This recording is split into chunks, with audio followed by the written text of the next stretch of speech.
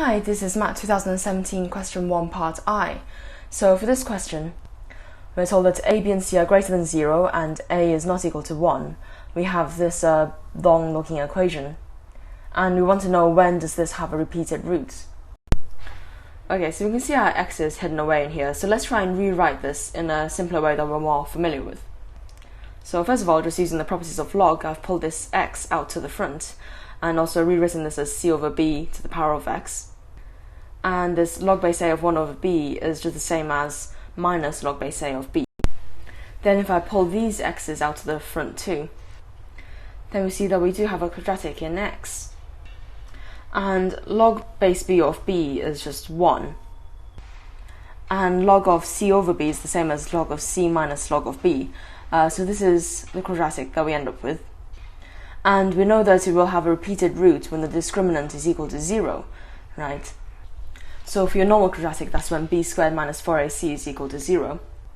And here the discriminant is going to be this coefficient in front of the x squared plus 4 times minus 4 times this, but we've got minus and minus, so that makes a plus. And we want this discriminant to be equal to 0. And you can expand this out and simplify it, and this is what you'd get. And we can actually factorize this again. So maybe it's hard to see with all the logs. Maybe if I called log of b beta and log of c gamma, then we have gamma squared plus 2 beta gamma plus beta squared. And you can see that this is going to factorize as gamma plus beta squared. So this equation is going to factorize as log base a of c plus log base a of b squared equal to 0.